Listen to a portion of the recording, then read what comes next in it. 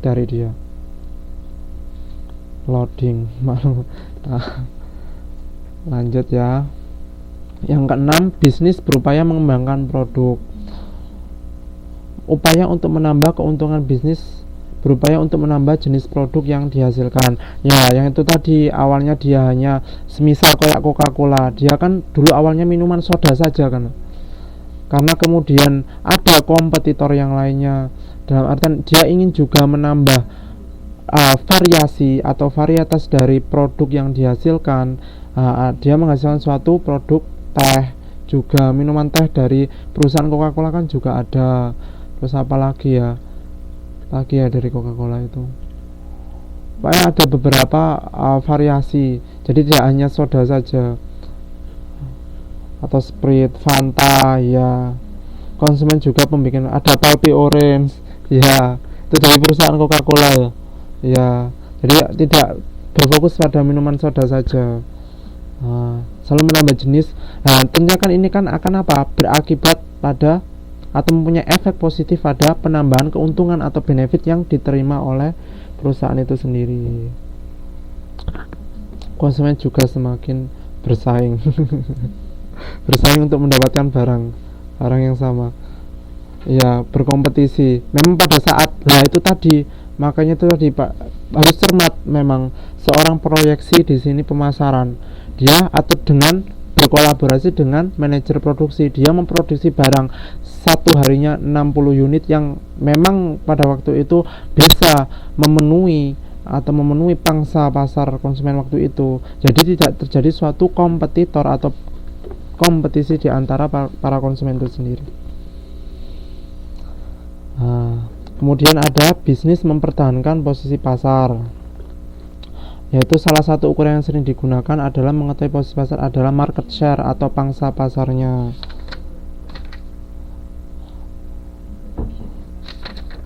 Nah, bagaimana dia posisi pasarnya atau pangsa pasarnya di sini? Penjualannya naik belum tentu juga posisi pasar bisnis ini menjadi naik pula.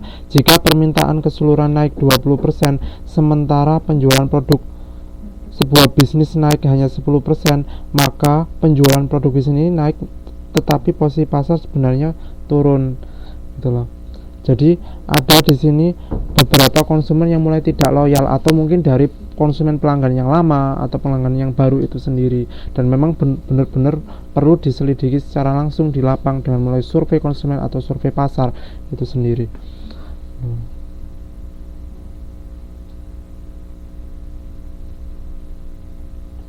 Oke. Kemudian ada bisnis mencari pasar baru.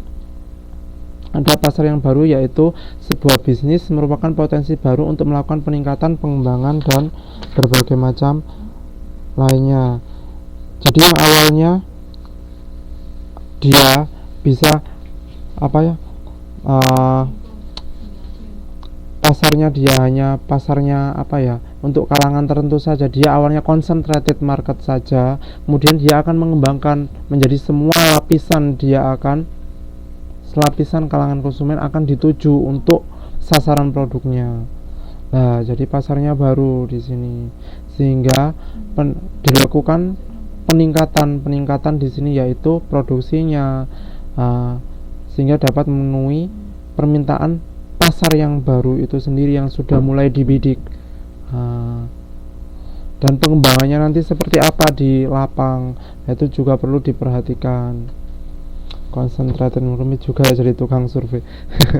ya itu memang bagian dari manajer pemasar, karena memang gini, tolak ukur memang dari sebuah perusahaan bagaimana manajer pemasar itu sendiri. Kenapa kok pada umumnya manajer pemasaran itu gajinya lebih besar daripada yang lain? Karena itu menjadi tolak ukur, dalam artian titik poinnya bagaimana produk yang itu bisa terjual atau laku diterima di pasar pada umumnya. Karena saya pernah megang di pabrik jagung itu sendiri, yaitu memang untuk manajer pemasar itu paling besar gajinya dibanding yang lainnya. Memang dia kerjanya sangat overloading, bahkan bagaimana dengan segala upayanya sehingga bisa terjual produknya tanpa adanya nanti barang jadinya atau barang produk benih jagungnya itu terstok masih banyak di dalam gudangnya tuh. Tidak semuanya Mbak, tergantung pada kondisi atau situasi pasar yang sedang berkembang, Mbak Sulastri. Ini namanya kan teori. Nah, yang namanya teori kan tentunya ada basically yang mendasari. Nah, mungkin ini pernah terjadi secara fakt atau secara empiris di lapang. Nah, makanya ini dimasukkan di sini. Itu.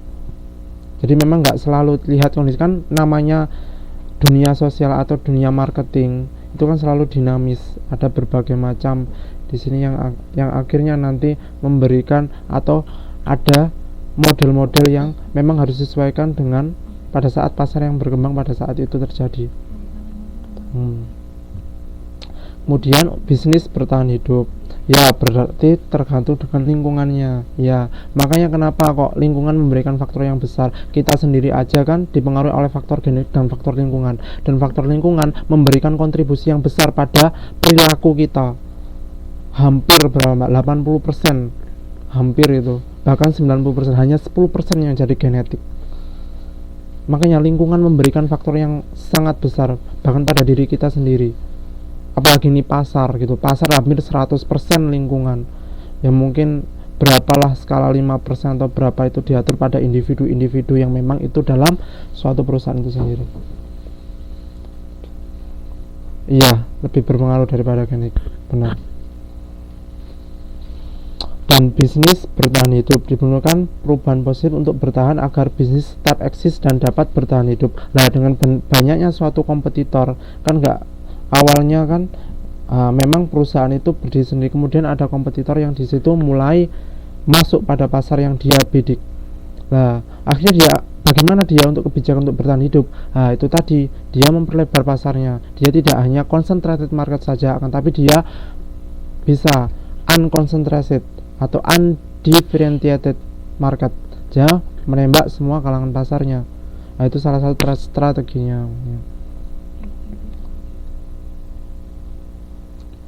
Oke.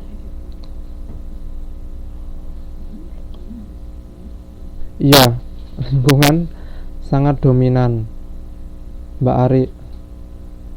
Bahkan diri kita aja kan lingkungan yang mendominasi kita. Tinggal bagaimana kita bufferingnya dari kita sendiri, pengendalinya dari kita sendiri, atau bagaimana memang targetan awal dari perusahaan itu sendiri gitu loh.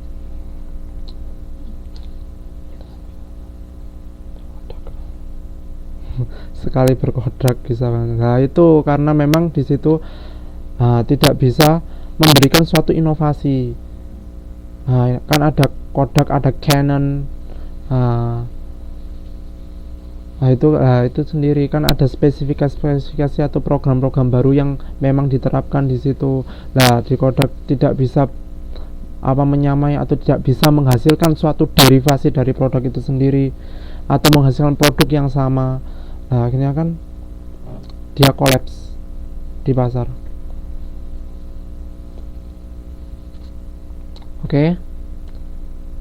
Sudah jelas untuk lingkungan bisnis. Oke, lanjut untuk pemberdayaan karyawan. Kita coret untuk lingkungan bisnis, kita beri tanda merah untuk pemberdayaan karyawan di materi terakhir ini. Jadi di sini ada fokusnya ada 4. Untuk pemberdayaan karyawan atau berfokus pada manajemen sumber daya manusia, di sini yang pertama, karyawan tidak yakin perlunya perubahan. Di sini kan tidak semua karyawan kan memang menerima adanya suatu perubahan di dalam pasarnya itu sendiri. Kadang-kadang kan di situ fluktuatif. Kadang-kadang pada saat itu permintaannya tinggi, kemudian tiba-tiba ada turun. Nah, di situ perlunya suatu tanggap dalam menghadapi situasi yang seperti itu. Dan yang kedua, karyawan takut akan kehilangan apa yang sudah ada. Misalkan di sini kan dalam artian bisa jadi itu posisi yang sudah dimiliki, atau dalam artian bisa berposisi pada manajer, atau dia berposisi pada bagian pergudangan. Karena memang di sini ada perubahan seperti adanya PHK dan lain sebagainya. Lah, ini yang harus dimaklumi dari suatu karyawan itu sendiri. Atau ada di sini reposisi dari tugas dan wewenangnya. Awalnya dia hanya bagian pergudangan, akhirnya dia akan menangani bagian persediaan juga. Lah, dia double. Lah, di situ. dia akan takut kehilangan dengan apa yang sudah yang ada.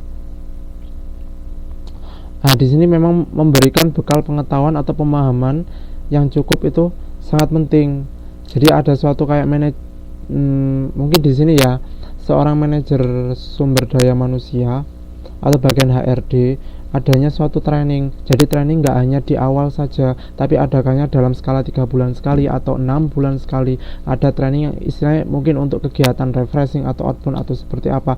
Kegiatannya memang benar-benar dalam skala yang lebih santai, namun memang di situ memberikan suatu pembelajaran untuk karyawan agar bisa lebih menerima perubahan dan lebih tanggap dalam mengatasi perubahan itu sendiri.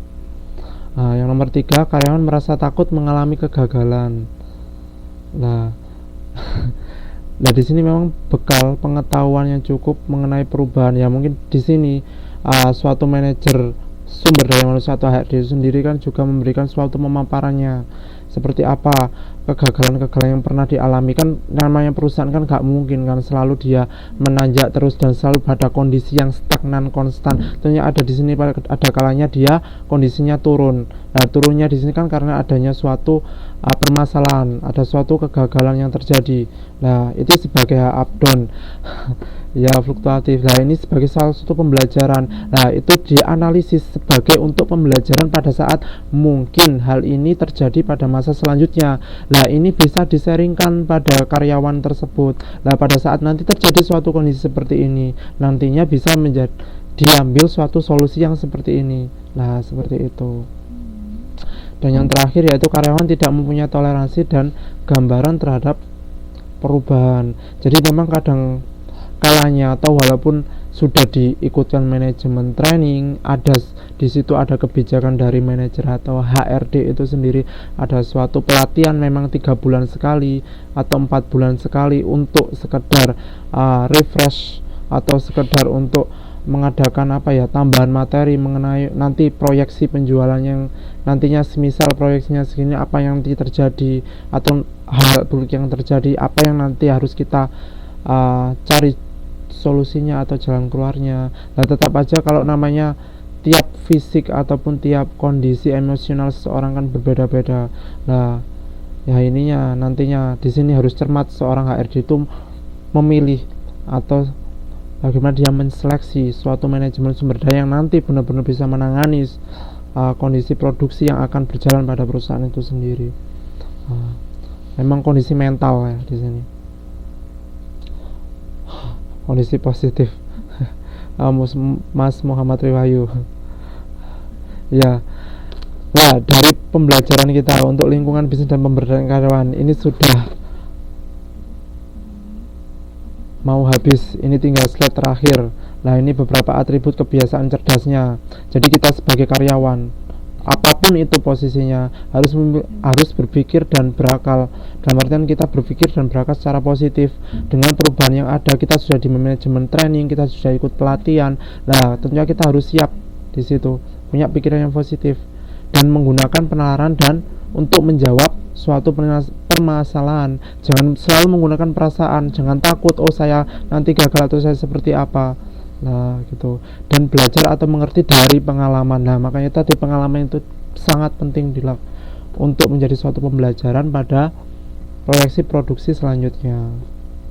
Dan memperoleh dan menerapkan pengetahuan itu sendiri, kemudian menunjukkan kreativitas kita, bagaimana imajinasi kita itu sendiri, bagaimana untuk memberikan suatu solusinya pada permasalahan yang dihadapi.